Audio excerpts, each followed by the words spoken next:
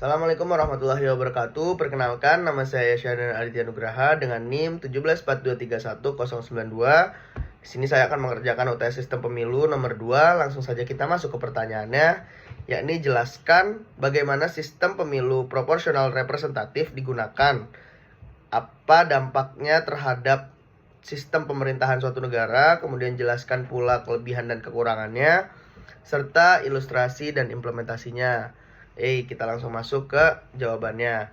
Sistem pemilu proporsional representatif atau yang biasa disingkat dengan PR adalah sistem di mana jumlah kursi yang didapat oleh partai politik dalam parlemen sebanding dengan jumlah suara yang mereka peroleh secara nasional ataupun daerah pemilihan tertentu.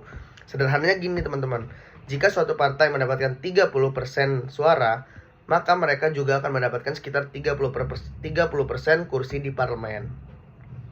Sistem proportional representatif ini juga memiliki beberapa jenis. Yang pertama adalah list proportional representation atau list PR. Yang cara penggunaannya adalah memilih partai bukan kandidat individu.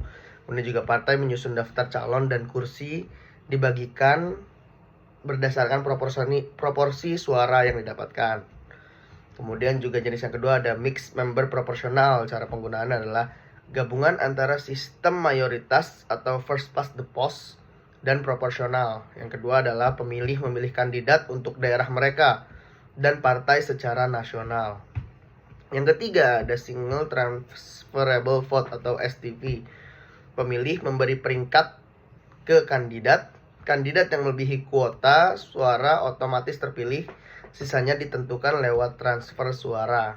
Nah, dampaknya terhadap sistem pemerintahan yang pertama adalah pluralitas representasi, yang kedua ada keseimbangan politik, yang ketiga legitimasi yang kuat. Pluralitas representasi, partai-partai kecil dan minoritas memiliki peluang lebih besar untuk masuk ke parlemen dengan sistem ini. Kemudian yang kedua adalah pemerintahan biasanya terdiri dari koalisi, bukan satu partai dominan. Yang kedua keseimbangan politik, yang menghindari dominasi satu kelompok politik. Karena biasanya sistem ini menganut pemerintahan yang koalisi, tidak didominasi oleh salah satu partai. Yang kemudian yang kedua ada, tapi juga bisa menyebabkan koalisi yang rapuh dan sulit mengambil keputusan. Ya, tadi legitimasi yang kuat. Karena hasil pemilu mencerminkan suara rakyat yang secara lebih akurat, tingkat kepuasan dan kepercayaan publik terhadap sistem lebih tinggi. Oke, kita sekarang masuk ke kelebihan sistem dan kekurangan sistemnya. Kelebihan sistemnya adalah yang pertama, lebih adil dan representatif. Yang kedua, memperkuat suara minoritas dan partai kecil. Yang ketiga, mencegah dominasi politik satu pihak. Yang keempat, meningkatkan partisipasi pemilih. Kemudian ada beberapa kekurangan juga. Yang pertama, pemerintahan koalisi bisa tidak stabil. Yang kedua, proses pembentukan pemerintahan yang lebih lama. Yang ketiga, akuntabilitas lemah. Dan yang keempat, partai ekstrim bisa ikut masuk ke parlemen. Oke. Tadi saya juga udah buat beberapa ilustrasinya. Di sini saya izin menggunakan buku. Ini ilustrasi dari sistem proporsional representatif. Misalnya ada 100 kursi dan 5 partai peserta pemilu. Ini ada peserta, ada persentase suara, dan ada kursi. Peserta A, peserta B, peserta C, peserta D, peserta E. Dengan peserta A persentase suaranya 40%, memperoleh 40 kursi. Peserta B persentase suaranya 30% dan memperoleh 30 kursi.